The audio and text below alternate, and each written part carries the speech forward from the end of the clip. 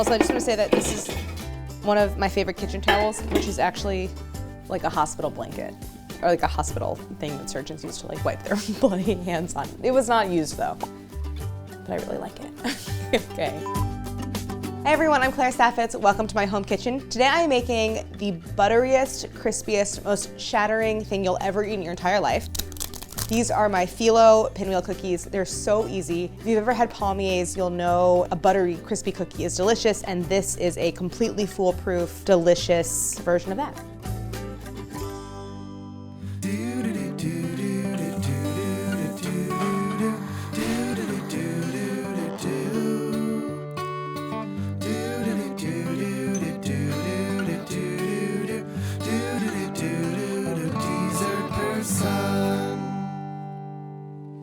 Palmiers are one of my favorite cookies. It's made from puff pastry or pie dough. And so it's this very flaky cookie that you cut crosswise and the layers kind of separate. Oh yeah, check out our episode where I made palmiers. But pie dough and puff pastry are not everyone's cup of tea. And it's not the easiest thing to make. There's a lot of technique that goes into making pie dough or pastry. So I wanted to sort of develop like a more foolproof, totally reliable recipe for an incredibly buttery, flaky cookie. And this is it. So Phyllo is an incredible store-bought product. I love using Phyllo. It's used a lot in Greek, Turkish, and other Middle Eastern pastry, and also savory recipes. It's so reliable. Unlike pastry, you don't have to keep it cold, so there's no temperature issues. You can just work with it at room temp. The basic method is I'm going to stack and roll Phyllo, and it's gonna make this very, very fine kind of spiral pinwheel cookie. And it bakes up flaky and golden and crispy every time, no matter what. And you get the most impressive cookie, and it looks really cool too. A very short ingredient list for this recipe. It's just 4 ingredients, and one of them is salt. So under this damp kitchen towel, I have 9 sheets of store-bought frozen Phyllo that have thawed. So there's a ton of different brands of Phyllo on the market. I like the ones that are 13 by 18, nice big sheets of Phyllo. So I have those right here, and they're covered with a damp towel just to prevent them from drying out, which makes it hard to handle. Then I have 10 tablespoons of unsalted butter, melted and cooled. Oh, I forgot okay, it's actually 5 ingredients, fine. I couldn't see the cardamom over there. I have some cardamom, so I add a little bit of cardamom spice to the sugar. You could use cinnamon or a different warm spice if you prefer. I have 3/4 of a cup of demerara sugar and a little bit of salt, and that's it. This recipe, you'll need very little in the way of equipment. I have a pastry brush for brushing butter across the Phyllo. I'm gonna work on a large piece of parchment paper. You just need the parchment to be the same size or a little bit bigger than your sheets of Phyllo. A rim baking sheet lined with more parchment, and you'll just need like a serrated knife and a cutting board to slice the cookies. So I'm gonna start on my piece of parchment here. I'm gonna put a sheet of Phyllo down. You do wanna work carefully with it because it is delicate. So it's just a very easy thing to tear. So I have my demerara sugar. Basically, I'm gonna layer in between all the sheets of Phyllo, melted butter, and demerara sugar. So what happens in the oven is those layers kind of fuse and mingle and make this kind of like caramelized cookie. And I'm gonna add my cardamom to the sugar, as well as a pinch of salt, which is just gonna help to bring out the flavor of everything. So I just wanna mix all of this together. Now, depending on the brand of Phyllo that you use, you might have sheets that are a slightly different size, maybe most likely smaller than this. Still use all the quantities that the recipe calls for, and then just follow the recipe, which tells you how much you're gonna put on each layer, and you just might have a little bit left over at the end, which is fine. Or you could add more layers of Phyllo, it's up to you. So I have my layer of Phyllo down, and you see that I have it oriented vertically. So that's just the easiest way to work with this. I'm gonna take now my butter and my pastry brush, and I'm going to lightly brush the entire sheet of Phyllo with butter. But just keep in mind that you don't have to cover every single square inch. As long as you have it mostly coated, that's fine. I have my sugar.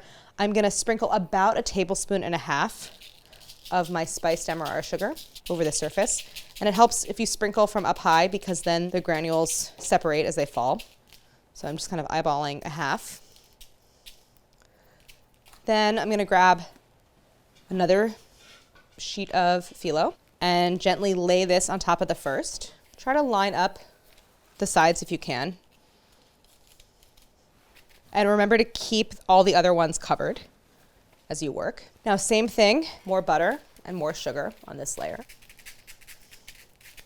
So now that I have 2 sheets stacked with layers of butter and sugar in between, I'm going to start to roll this up.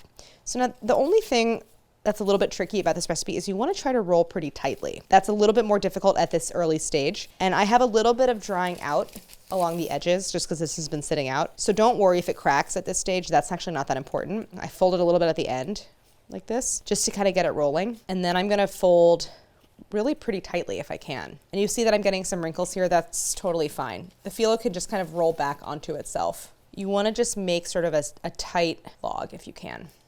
And that's why you're working on parchment paper. So if you need to, you can use the parchment to help you move it around. Okay, so now that I have this roll, I'm going to take it off the parchment, set it to the side. And now I'm going to make another stack of 2. If you have some sheets tear, especially toward the beginning, when you're doing your first couple stacks, it's not a big deal because it's going to get rolled up. So a lot of times you can kind of hide any cracks. So same process, butter, then another 1.5 tablespoons of sugar.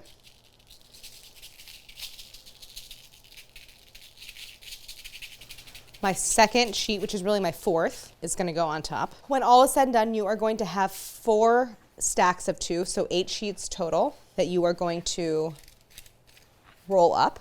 And then there's actually 9 sheets that the recipe calls for, so I'll show you what to do with the last sheet. And as I'm brushing, I'm really not applying any force onto the brush. I'm really just letting the bristles super lightly run across the pastry because I don't want to tear it.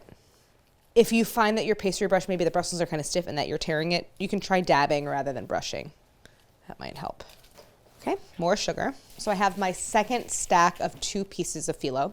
Now I'm going to take that first roll, place it at the base of the current roll, and now I'm going to roll the second stack around the first. So it's easier at this point because I have something to kind of get it going. And again, you want to roll pretty much as tightly as you can. And if you get these wrinkles in here, that's totally fine. It kind of actually adds visual interest to the final cookies. So that's our second stack rolled up. And I'm going to do that now 2 more times with sheets 5 and 6 and 7 and 8. I think this is one of those recipes where it is really simple, truly a few ingredients, but it's the kind of thing where I think it really helps to see it because it's just a little bit more difficult to translate the method into a written recipe. So these are sheets 5 and 6, stack number 3. My roll goes down. Make sure you line it up. And this is where it becomes very helpful to have that parchment paper. So you can kind of use it to start.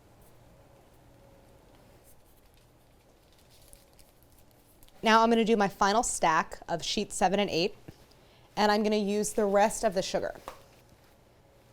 So this is sheet number 8. This one was broken. You can use a broken piece of phyllo as long as it is the second sheet in the stack. I'm just going to press that back together. It's very common to have torn pieces of phyllo because it's so delicate. Sometimes, and the way that it comes packaged is it's in a roll, like it's in its own kind of little spiral. And it's just very common that like sometimes they fold onto themselves and then when you go to unfold it, there's a tear that happens. It's just part of what you get with phyllo. You know, tears here and there is very normal. So while you're working, if your butter starts to harden, just zap it in the microwave or put it in a warm spot because you don't want it to be hot, but you just want to make sure it stays liquid. So I have couple tablespoons of butter left. That's going to be saved for the final sheet of phyllo, but I'm going to use my remaining sugar. It's probably not exactly 1.5 tablespoons, but it's pretty close. The idea is you're just kind of distributing the sugar evenly in between the 8 sheets of phyllo. So now my roll goes on just like we've been doing, same thing. And now that tear is just going to get rolled up in between the pieces. Who made these at your party? I made them. I made all the sweets. That's Archie playing with this toy. Good, Archie. Good playing with your toy. So now I have my 8 sheets of phyllo all rolled up onto each other in this nice spiral. It's important that your 9th sheet is more or less intact. I have one tiny tear in here, which I think will be okay. So for this final piece, I'm just going to butter it. I'm not going to add any sugar. And the idea of this final piece is that I'm going to roll the entire log in one last piece of phyllo. This is just an extra layer to seal the roll. When it comes to the slicing, it's just really easy to tear it. So this is just kind of designed to be like a final solid piece. There's no sugar to get in the way. Now I'm going to place the roll on top and roll it just as I did before. But again, I have no sugar. So this is just going to really adhere to the phyllo roll and onto itself. So now that I have the whole thing rolled up, I'm going to actually just roll the other direction and wrap it up in the parchment paper to protect it. It doesn't have to be tight. You just basically don't want it to dry out or be exposed to the air. So that's the whole assembly process. Now I just want to chill this, which is going to make it easier to slice. So when I chill it, the butter will firm up and the whole thing will just hold its shape better when I go to cut it. So I'm going to pop it into the, I can't remember if it says fridge or freezer. I think that's fridge. Freezer. Okay, interesting. So the best way to do that is to put it on a cutting board for transport. And then where'd that towel go? Gonna just drape the towel over it to prevent the sides from drying out. And this is gonna go into the freezer, and I wanna just chill it until it's nice and solid, probably like 15 minutes. Don't freeze it until the whole thing is solid though, because then your phyllo will probably break. Where is this gonna go? Oh, damn. Is that getting crushed? No, I'll just leave these out for now. And cut.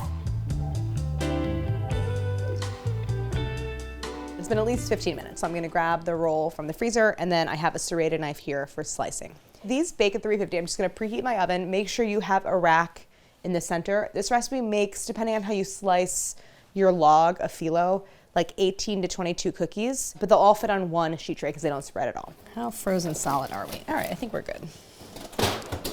I have it right here on the cutting board, which is convenient because I'm gonna slice them just as is.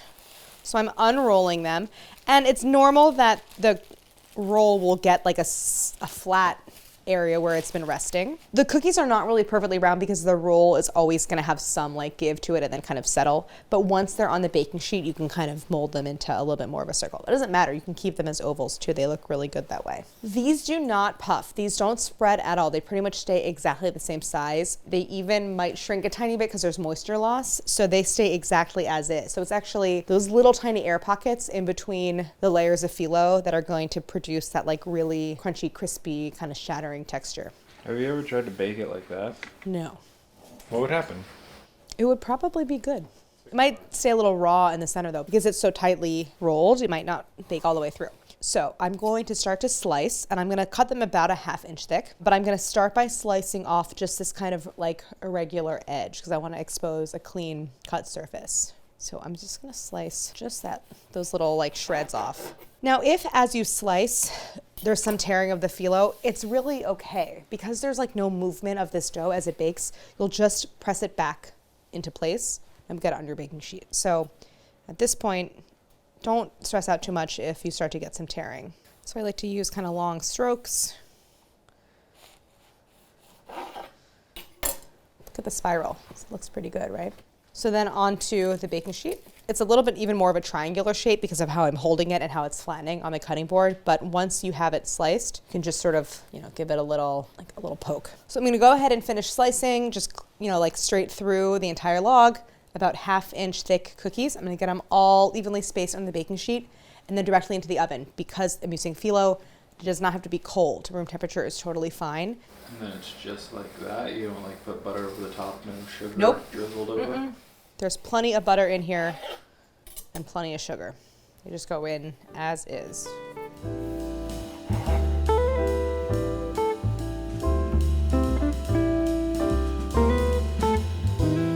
I got 20 pinwheels exactly, so I have them all lined up in a 5x4 grid, so evenly spaced. They don't expand at all. These are gonna bake until they're golden brown, and what's so great about phyllo is how evenly it bakes, and it doesn't take very long, around 12 minutes. I definitely told you the wrong time. These baked for about 20 minutes. I don't know where I got 12 from.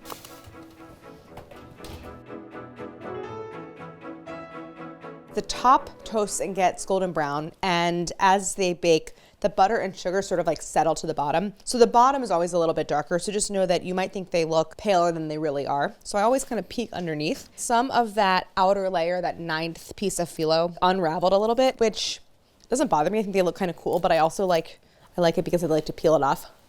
and snack on it. I think it could have gone even longer and gotten a little bit darker, but you can see that there's this kind of glassy layer of like caramelized sugar where the butter mixed with the sugar. It just looks so good. And the entire thing is this shattering texture, this like very crunchy. It just looks so cool. The cardamom flavor makes these a great accompaniment to tea or coffee. So like such a nice afternoon snack. This is sort of like an eat over the sink kind of cookie.